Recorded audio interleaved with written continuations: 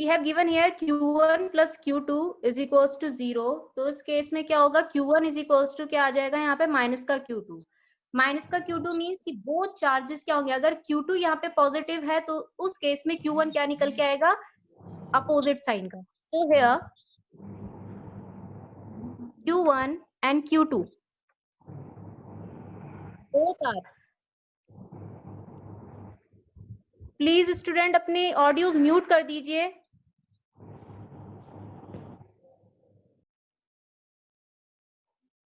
Okay. Here Q1 and Q2 are opposite charges.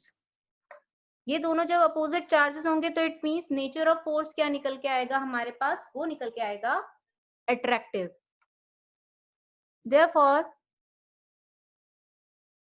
nature of force is attractive.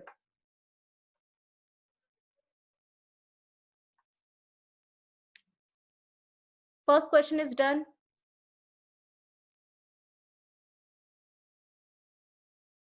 Now note down second question.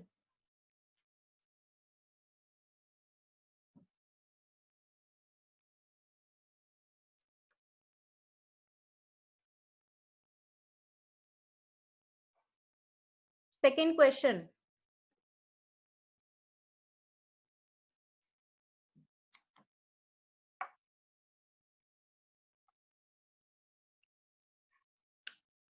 Two positive charge, क्योंकि question थोड़ा सा large हो जाएगा, यहाँ पे ज्यादा स्पेस घेरेगा, इसलिए मैं यहाँ पे ओरली बोल रही हूँ, आप सब लिख भी सकते हैं. और इसके बाद जैसी वीडियो ये सेशन ऑफ हो जाएगा उसके बाद मैं क्वेश्चन ग्रुप में भी डाल दूंगी.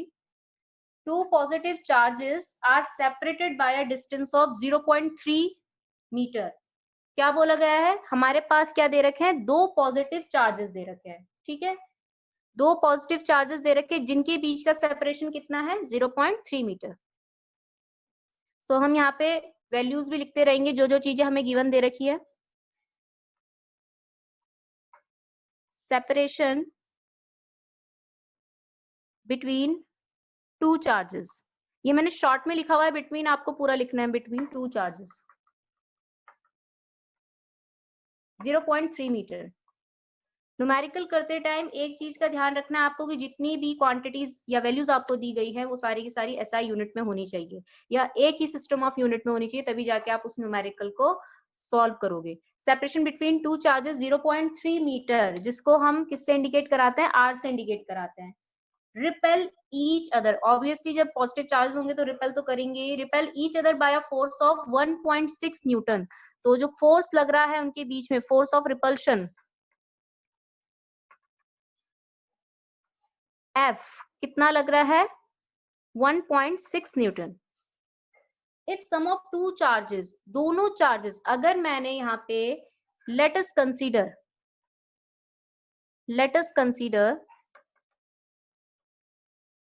फर्स्ट चार्ज, जो यहाँ पे मैं Q1 चार्ज है उसको मैं Q कंसीडर कर लेती हूँ. Let us consider first charge या one charge Q1 is equals to Q let कर लेती हूँ. ठीक है, Q लेट कर लिया है. If the sum of two charges is 10 microcoulomb. अब यहाँ पे एक बार क्वेश्चंस में माइक्रो के बारे में पूछा गया था, एक बच्चे ने पूछा था कि ये किसका साइन है, तो ये म्यू है, इसको रीड करते हैं म्यू, और ये होता है माइक्रो. और माइक्रो अगर हम देखें इसका सब मल्टीपल, तो ये सब मल्टीपल होता है 10⁻⁻⁶. तो अगर हमने कहीं पे माइक्रोमीटर लिखा है तो इट मीन्स ये क्या होगा, 10⁻⁻⁶ मीटर. तो कहीं भी माइक्रो लिखा है, ऐसा साइन दिख रहा है, तो वो किसका साइन होगा, माइक्रो का साइन होगा, मतलब 10⁻⁻⁶ करना पड़ेगा. अगर कहीं पे स्मॉल m का साइन होता है तो उसको हम मीटर नहीं बोलेंगे, उसको वहां पे क्या बोलेंगे, उसको वहां पे बोला जाएगा मिली. मिली को हम इंडिकेट कराते हैं 10⁻³ से. तो अभी यहाँ पे इन्होंने क्या बोल रखा है कि sum of both charges, sum of two charges, sum of two charges मतलब पहले चार्ज को मैंने क्या लेट कर रखा, Q, दूसरे चार्ज को मैंने क्या लेट कर रखा है वहां पे, कुछ भी, अभी तो Q2 ही लेट कर लेते हैं, तो दोनों चार्जेस का जो सम है वो कितना दे रखा है हमें, 10 माइक्रोकुलाम। ठीक है, 10 माइक्रोकुलाम। और अगर मैं यहीं से Q2 की वैल्यू निकालूं तो Q को हम लिख लेते हैं Q माइक्रोकुलाम, जो फर्स्ट चार्ज है, क्योंकि माइक्रोकुलाम में ही निकालना है हमें आंसर, तो माइक्रोकुलाम में ही आगे चल के निकाल लेंगे इसमें आंसर, बाद में 10⁻⁻6 कर लेंगे। तो उस केस में हम इसे क्या लिख सकते हैं, Q1 कितना दे रखा, Q माइक्रोकुलाम, और Q2 अगर मैं यहाँ से निकालू तो क्या निकल के आएगा, 10 में से क्या माइनस हो जाएगा, ये Q इधर चला जाएगा, माइनस बन गए, ये इसका साइन चेंज हो जाएगा, 10 - Q माइक्रोकुलाम। अभी मैंने आपको बताया कि माइक्रोकुलाम को हम क्या लिख सकते हैं यहाँ पे, Q इंटू 10⁻⁻6 कुलाम। माइक्रो की जगह 10⁻⁻6, क्योंकि अभी मैंने बताया था कि आपको सबको इसमें SI यूनिट में चेंज करना होगा। और इसको भी हम क्या लिख सकते हैं, 10 माइनस का Q मल्टीप्लाई बाय -6 कुलाम, माइक्रो की जगह 10⁻⁻6। तो Q1 हमारे पास हमें रखना है Q इंटू 10⁻⁻6 कुलाम, एंड Q2 की जगह रखना है दिस वन। और फोर्स हमें दे रखा है ये, और साथ ही साथ दोनों के बीच की डिस्टेंस दे रखी है 0.3 मीटर। अब हमें फाइंड आउट क्या करना है, then find separate value of each charge. दोनों चार्जेस की सेपरेट वैल्यू फाइंड आउट करनी है, मतलब हमें यहाँ पे Q1 और Q2 की दोनों की सेपरेट वैल्यू निकालनी है। तो कैसे निकालेंगे, फ्रॉम कूलम्ब्स लॉ। इसको नोट डाउन करते रहिए साथ साथ में, इसके बाद में इसे इरेज कर दूंगी। From Coulomb's law F is equals to क्या होता है, 1/4πε0 Q1 Q2 upon R square. F की जगह वैल्यू पुट कर दो 1.6, 1/4πε0, नोट्स में आपने इसकी वैल्यू देखी होगी, 9 इंटू 10⁻9 होती है। ठीक है, Q1 की जगह क्या आ जाएगा, Q multiply by 10⁻6 multiply, Q2 की जगह क्या आएगा, जो यहाँ पे हमने रखा हुआ है, 10 माइनस का Q into 10⁻6 upon R square. R square मतलब 0.3 का होल स्क्वायर। ना इसको हमें सॉल्व करना है, तो यहां तक मैं इरेज कर रही हूँ उसे। नोट डाउन हो गया सबका यहाँ तक,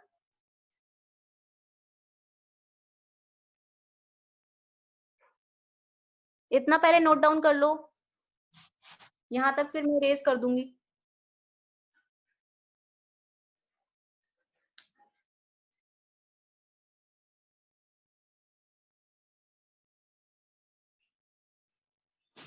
मैम यस, मैम ये फ्रॉम कॉलम्स लॉ के बाद से समझा दो दोबारा। फ्रॉम कूलम्ब्स लॉ हमने यहाँ पे कूलम्ब्स लॉ की एक्सप्रेशन लिखी हुई है। फॉर्मूला क्या था कूलम्ब्स लॉ का, F is equals to 1/4πε0 Q1 Q2 upon R square. Okay, force कितना दे रखा है हमें यहाँ पे, 1.6 न्यूटन, 1.6 पुट कर दिया है। 1/4πε0 की वैल्यू कितनी होती है, 9 इंटू 10⁻9। ये वैल्यू याद रखना है, ये नोट्स में भी लिखा रखी है मैंने, 9 इंटू 10⁻9, 1/4πε0 की वैल्यू। Q1 की जगह क्या आएगा, ऊपर देखो क्या पुट कर रखा है, Q1 की जगह Q into 10⁻6, Q into 10⁻6, and Q2 के प्लेस में क्या आ जाएगा, जो उसकी वैल्यू यहाँ पे रखी हुई है, 10 माइनस Q इंटू 10⁻6। R मतलब distance between two charges, distance between two charges कितना दे रखा है, 0.3 मीटर, तो 0.3, और स्क्वायर है फॉर्मूले में तो स्क्वायर लगा दिया। Got it? Okay, yes ma'am. Erase कर देती हूँ मैं इतना से, उसके बाद इसे कैलकुलेट करना है हमें।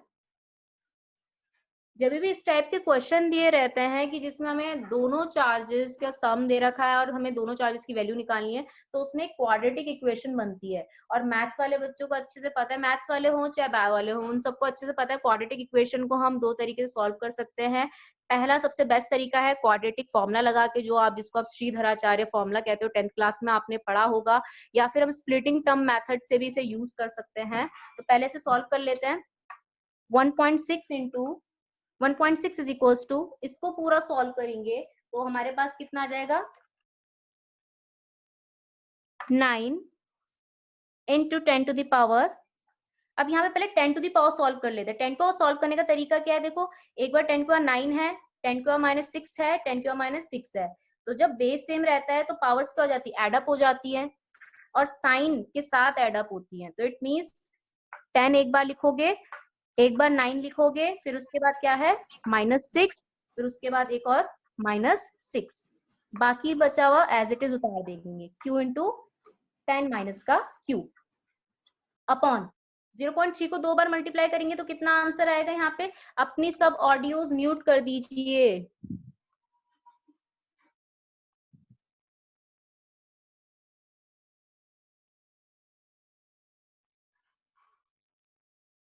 नेक्स्ट इसके बाद 0.3 का स्क्वायर करेंगे तो कितना आएगा 0.09 आ जाएगा। इसको अगर मैं कट करूं, इससे पॉइंट हटाऊं तो ऊपर क्या हो जाएगा, 2 जीरो इंक्रीज हो जाएंगे। 2 जीरो इंक्रीज का मतलब यहाँ पे इस 6 के साथ जो इसकी पावर थे ना उसके साथ +2 करवा दो। यहाँ पे इंटू 100 लिखने से अच्छा है कि डायरेक्ट वहां पे पावर के साथ +2 करवा दो। अब 9 से 9 कट हो जाएगा। इसको और अच्छे से प्रॉपरली सॉल्व करेंगे तो 1.6 इंटू क्यू, ये तो एज इट इज आएगा 10 माइनस का क्यू। ये 10 टू द पावर सॉल्व कर दो जरा। 10 टू द पावर सॉल्व करेंगे तो आपको आता है एडिशन सब्ट्रैक्शन करना। 9 + 2 कितना होता है यहाँ पे 11, 11 माइनस 12 कितना हो जाएगा 1.6 is equal to q into 10 minus q 10 to the power -1। अब ये 10 टू द पावर -1 को इधर भेज देंगे। इसको इरेज कर रही हूँ मैं। 1.6 10 टू द पावर -1 नीचे, इसको अंदर इंटू करा दो, कितना आ जाएगा 10 क्यू माइनस का क्यू स्क्वायर। ये क्यू अंदर इंटू हो गया, 10 पावर -1 नीचे चला गया। 10 टू द पावर -1 को जब हम ऊपर लेके जाएंगे, आपको पता है कि अगर हम किसी भी न्यूमरेटर को डिनोमिनेटर या डिनोमिनेटर को न्यूमरेटर में लेके जाता है तो उसकी पावर रिवर्स हो जाती है। तो ऊपर जाके क्या बन जाएगा 10 टू द पावर +1। +1 मतलब इंटू 10। और अच्छे से लिखेंगे इसे तो 16 is equal to 10 q minus का क्यू स्क्वायर। ये पूरी वैल्यूज जो है ना, ये सारे के सारे टर्म्स इधर की तरफ शिफ्ट कर दो। तो माइनस का क्यू स्क्वायर है प्लस का क्यू स्क्वायर, ये इधर जाएगा माइनस का 10 क्यू और ये प्लस का 16 एज इट इज। तो ये हमारे पास एक क्वाड्रेटिक इक्वेशन बन गई है। इसको हम क्वाड्रेटिक फॉर्मूले से भी सॉल्व करते हैं और स्प्लिटिंग टर्म से। स्प्लिटिंग टर्म तुम सबने पढ़ रखा होगा कि हमें यहाँ पे इसके जो कोफिशिएंट है उसके मल्टीप्लीकेशन का जो भी हमारे पास फैक्टर निकल के आएगा उसको प्लस माइनस करके -10 आना चाहिए। तो 16 1 16, 16 1 16 के दो फैक्टर निकल के आएंगे। कौन कौन से यहाँ पे 8 2 16 भी होता है और 8 + 2 कितना होता है 10 क्यू भी होता है। तो उसको हम ऐसे लिख सकते हैं माइनस का 8 क्यू माइनस का 2 क्यू। माइनस माइनस प्लस होगा 8 और 2 कितना हो जाएगा 10 और साइन किसका आएगा माइनस का। तो 10 क्यू को मैंने किस में स्प्लिट कर दिया है माइनस का 8 क्यू माइनस का 2 क्यू, बाकी एज इट इज। इसको जब आप आगे चल के सॉल्व करोगे तो हमारे पास जो वैल्यूज निकल के आएंगी वो इस तरीके से होंगी। पहले तो इसे सॉल्व कर लेते हैं प्रॉपरली। 2 क्यू माइनस का 8 is equal to 0। This is minus.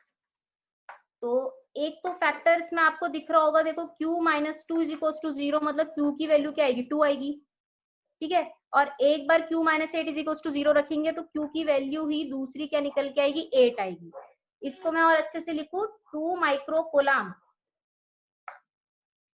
या तो 8 माइक्रोकूलम। तो Q की वैल्यू यहाँ पे दो पॉसिबिलिटीज में निकल के आ रही है, ठीक है। तो इट मींस अगर मैं यहाँ पे Q1 की वैल्यू देखूं तो Q1 की भी वैल्यू क्या होगी यही होगी जो, क्योंकि हमने Q1 को ही Q रखा हुआ था, ठीक है।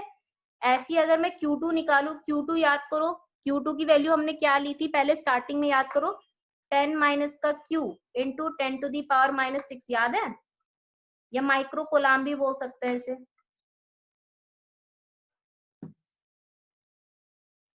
याद होगा सबको। तो इस केस में हमारे पास क्या निकल के आएगा यहाँ पे Q2 is equal to 10 minus का Q माइक्रोकूलम। तो 10 एज इट इज माइनस का Q, एक बार 2 रखेंगे तो वो आ जाएगा हमारे पास 8 माइक्रोकूलम। और अगर दूसरी वैल्यू रखेंगे 10 माइनस का 8 तो कितना आ जाएगा यहाँ पे 2 माइक्रोकूलम। तो अगर मैं प्रॉपर आंसर देखूं इसका तो Q1 की वैल्यू अगर 2 माइक्रोकूलम होगी तो Q2 की वैल्यू क्या होगी 8 माइक्रोकूलम। अगर Q की वैल्यू 8 माइक्रोकूलम होगी, Q1 की वैल्यू 8 माइक्रोकूलम होगी तो Q2 की वैल्यू कितनी होगी 2 माइक्रोकूलम। ये चीज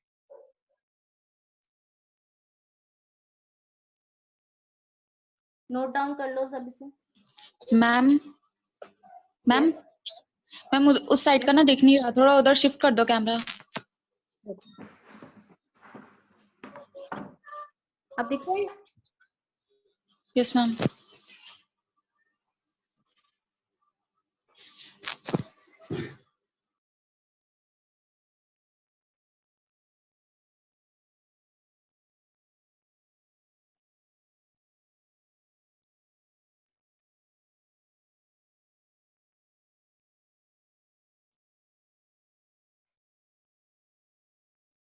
आई थिंक इधर का नोट डाउन हो गया होगा।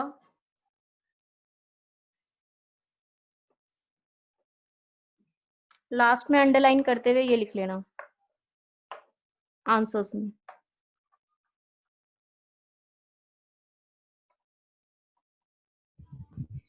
अब जो आप लिख रहे हो वो भी नहीं दिख रहा।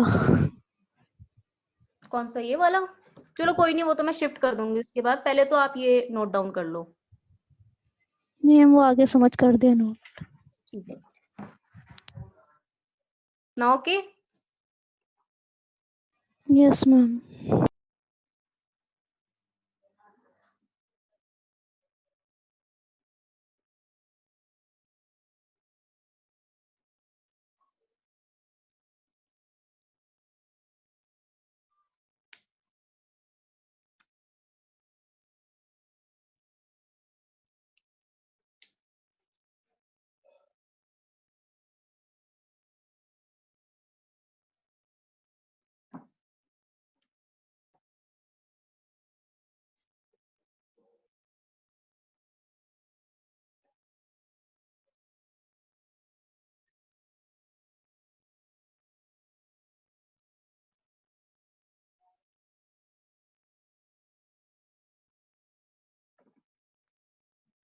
डन।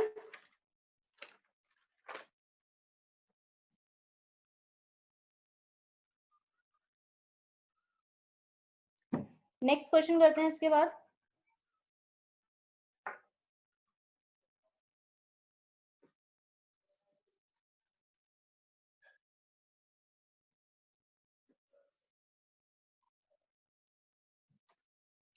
नेक्स्ट क्वेश्चन मैं ओरली बोल रही हूँ, आप सब लिख सकते हैं अपनी नोटबुक में। 2 point charges of charge, 2 point charges of charge values minus q, sorry, capital Q and small q.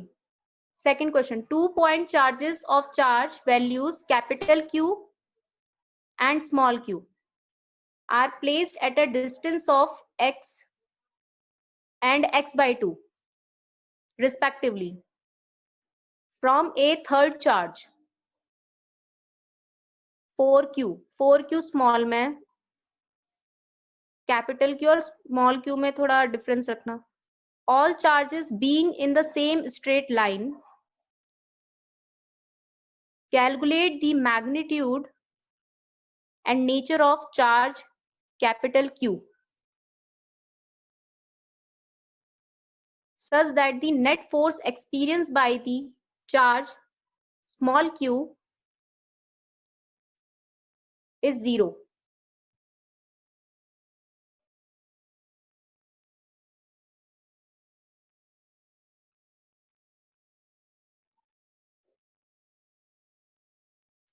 तो देख लो इस क्वेश्चन को। इसमें हमें क्या दे रखे हैं? 2 पॉइंट चार्जेस दे रखे हैं। कौन कौन से? Capital Q and small q, capital Q and small q are placed at a distance of x and x by 2 respectively.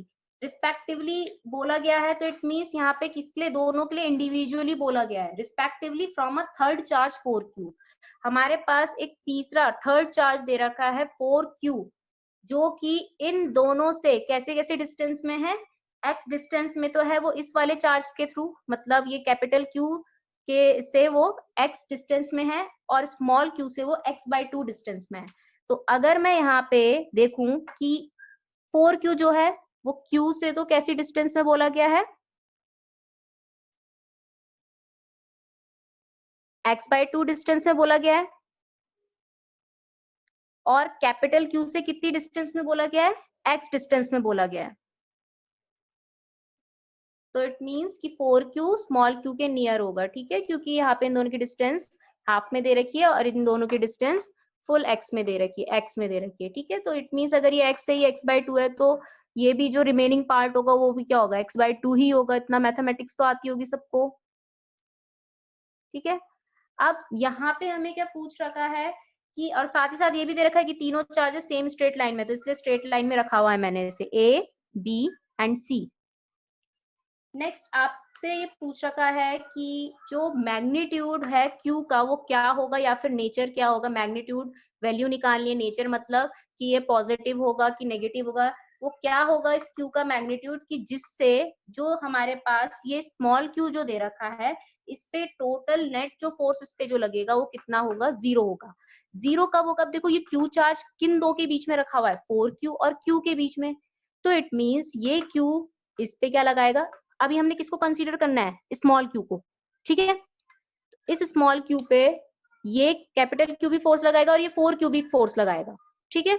अब ये जो फोर्स लगाएंगे दोनों के दोनों, वो कैसे होने चाहिए, अपोजिट डायरेक्शन में। जब अपोजिट डायरेक्शन में होंगे तभी तो दोनों एक दूसरे को क्या करेंगे, कैंसिल आउट करके 0 करेंगे। सेम डायरेक्शन में थोड़ा ना करेंगे वो, तो इसीलिए हम यहाँ पे लेट कर लेते हैं कि जो भी फोर्स ये 4q इस q पे लगाएगा, रिपल्सिव ही लगाएगा ऑब्वियसली, ये 4q इसको रिपल ही करेगा, तो वो फोर्स हम ले लेते हैं F1। और ये जो कैपिटल Q इस पे फोर्स लगाएगा वो ऑब्वियसली इधर की तरफ होगा, तो मतलब रिपल्सिव ही लगाएगा, तो वो क्या लेते हैं, F2। तो फोर्स लिख लेते हैं, force on charge Q due to किसकी वजह से, कैपिटल Q। पहले 4q ले लेते हैं, 4q उसको हम क्या ले लेते हैं, F1।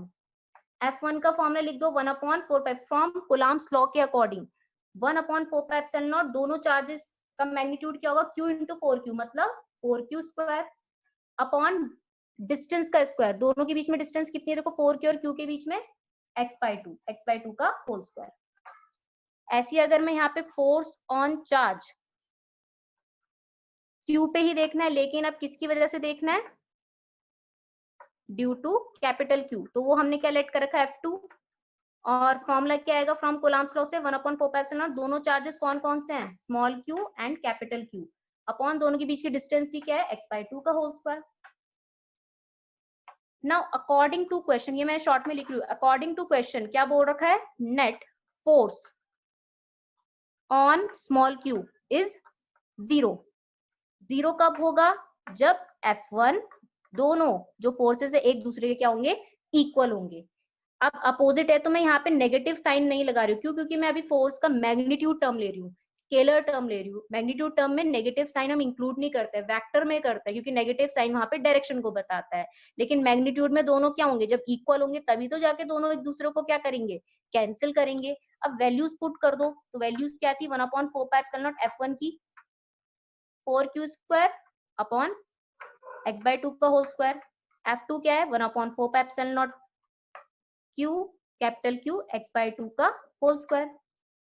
1/4 से 1/4 कट, x/2 का होल स्क्वायर से x/2 का होल स्क्वायर कट, एक स्मॉल q से एक स्मॉल q कट, तो कैपिटल Q क्या निकल के आएगा, 4, और एक q बच रहा है यहाँ पे, दिस वन। तो कैपिटल Q भी कितना होगा हमारे पास, 4q होगा। तो इट मींस ये कैसा फोर्स है, पॉजिटिव, सॉरी कैसा चार्ज है, पॉजिटिव चार्ज है। नेचर ऑफ चार्ज क्या है, यहाँ पे पॉजिटिव है, और फोर्स क्या होगा, ऑब्वियसली रिपल्सिव ही होगा, और मैग्नीट्यूड क्या निकल के आ गया है, 4q। यहाँ पे लिख भी देना, therefore the magnitude of capital Q।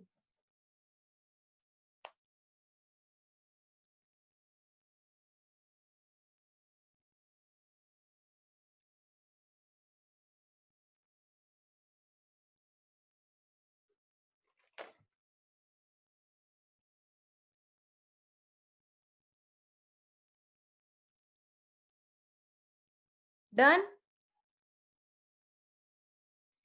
Question में कभी कभी ये भी नहीं दिया जाएगा कि नेट फोर्स 0 है, तुमसे थोड़ा दूसरी लैंग्वेज में पूछ लिया जाएगा कि इसमें जो स्मॉल क्यू है वो क्या होगा, इक्विलिब्रियम। तो इक्विलिब्रियम का भी मीनिंग वही होता है कि जो टोटल फोर्स उस चार्ज पे लग रहा है वो टोटल फोर्स क्या होगा, 0 होगा। इक्विलिब्रियम स्टेट वही होती है कि जहाँ पे किसी एक पर्टिकुलर चार्ज पे नंबर ऑफ फोर्सेस एक्ट करते हैं और वो सारे के सारे फोर्सेस क्या हो जाते हैं, वहां पे आके रिजल्टेंट में 0 हो जाते हैं।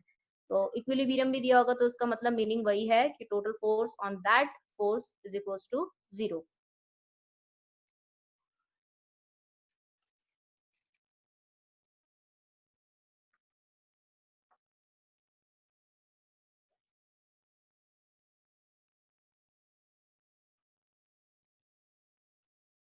नेक्स्ट क्वेश्चन जो आपका है वो ट्रायंगल से रिलेटेड है, इक्विलेटरल ट्रायंगल से रिलेटेड है कि अगर आपको कोई भी system of charges equilateral triangle की तरह आपको अरेंज करके दे दिए गए उनके वर्टिसेस में, तो उस केस में उस पर्टिकुलर चार्ज पे या किसी भी चार्ज पे टोटल फोर्स कितना होगा।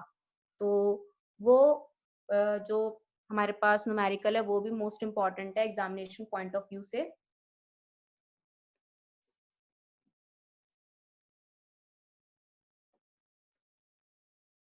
टाइम अभी है थोड़ा तो कर लेते हैं इसे। तो लिख लो question, consider the charges Q, Q and minus Q at the vertices of an equilateral triangle as shown in figure। Figure में ड्रॉ करके दिखा रही हूँ उसमें। What is the force on each charge? What is the force on each charge?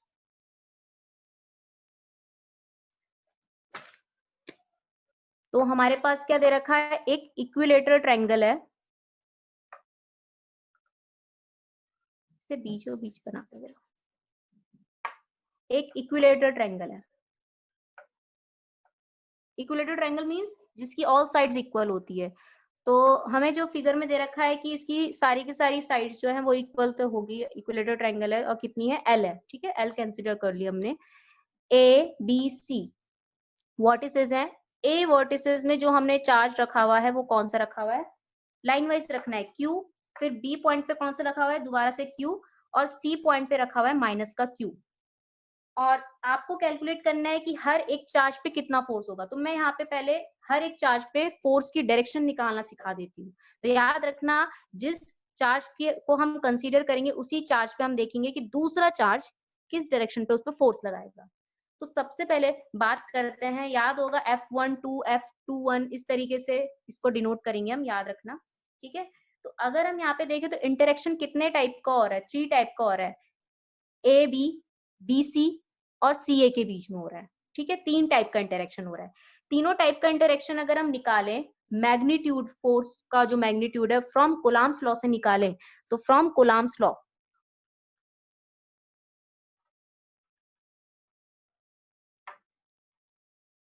अगर हम यहाँ पे देखें तो ए बी में भी इंटरेक्शन किसका, सिर्फ मैग्नीट्यूड देखना, साइन मत देखना अभी फिलहाल, ठीक है। अभी सिर्फ हम जब हम मैग्नीट्यूड लिखते हैं फोर्स का तो हम साइन हटा देते हैं, नेगेटिव साइन नेग्लेक्ट कर देते हैं।